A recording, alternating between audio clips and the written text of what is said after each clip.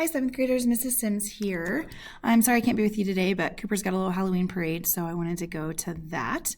I will be back on Monday to see you, though. Today, we're going to talk about drawing angles and constructing polygons. So you're going to need your packet out, your notes packet that has these pages in it, and a protractor. So make sure you have those two things now. Let's start by reviewing just how you measure angles with a protractor.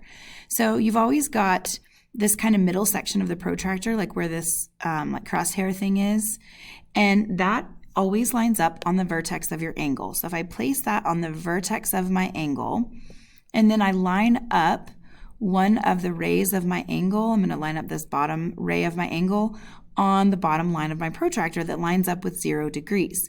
I always start at 0 degrees. It wouldn't make any sense to start at 180 and count down.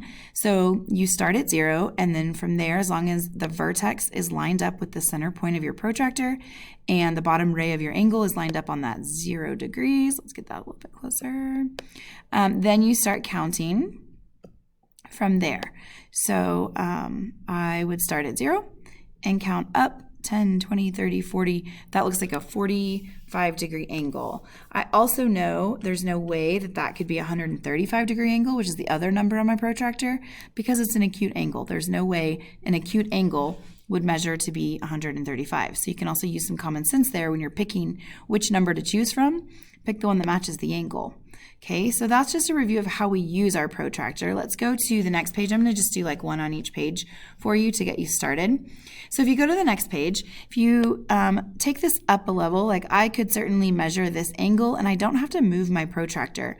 But if I want to measure, let's say QOR, so like QOR, if I want this angle, I'm going to have to rotate my protractor a little bit. So some people don't like to rotate the protractor, but you have to because you line up that vertex with the crosshairs or the middle point on your protractor.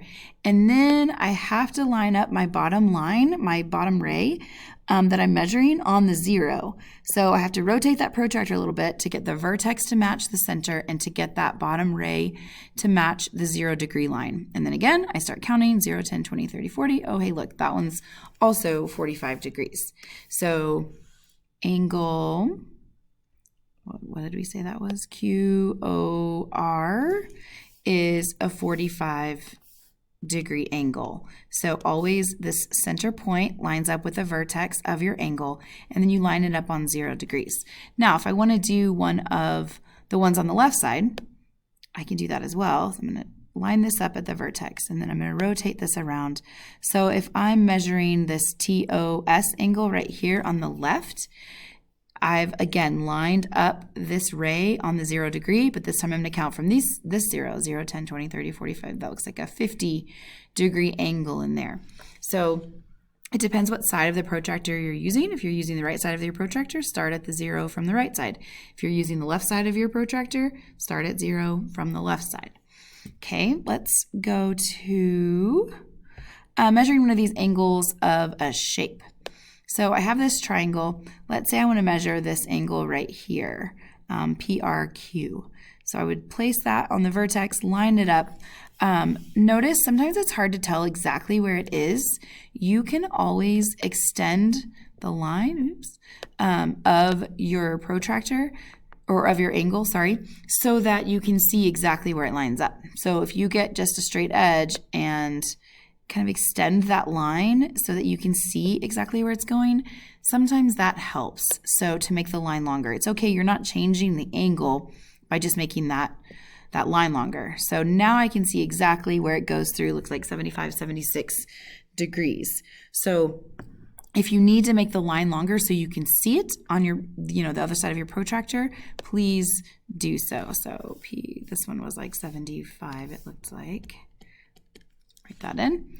Okay, and then constructing. So now if you were constructing an angle, here's the directions. Always start with a line and start with a vertex. That is the thing you have to remember. So if I'm going to make a 37-degree angle, I always start with a line and then I pick a vertex. So I'm going to pick this to be the corner, the vertex of that angle. So just draw whatever length line, ray that you need, and then pick a vertex.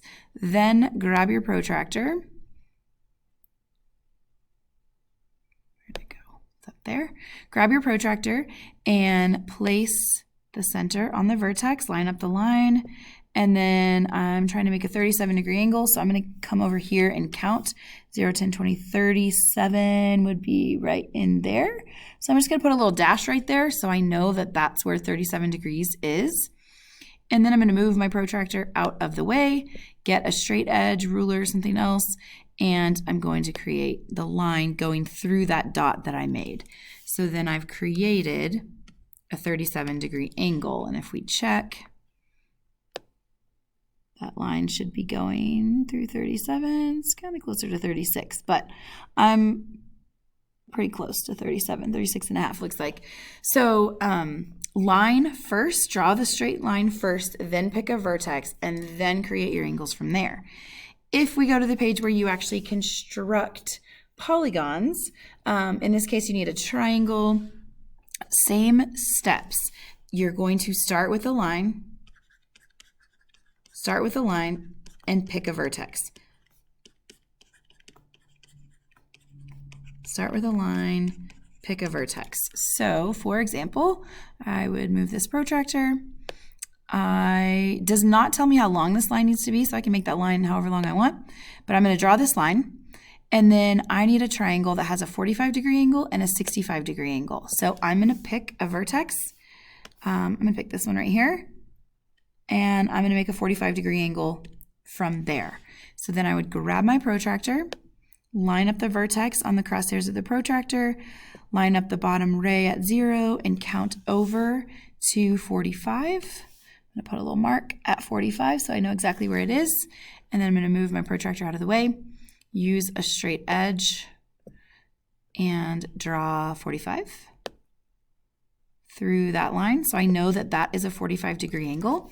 And then the other angle needs to be a 65-degree angle. So I'm going to pick this vertex of this end and make this a 65-degree angle.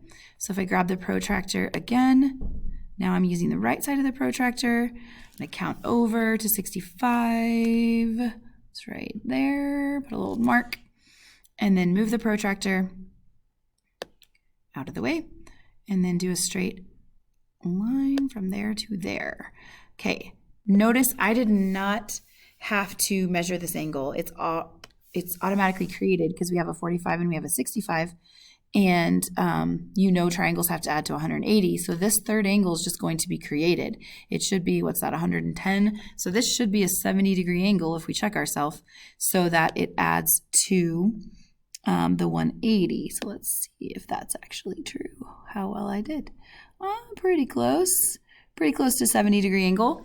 So that's how you construct. So I want you to just practice this today, measuring, constructing angles, constructing polygons, and then we will continue this on Monday. Have a good day.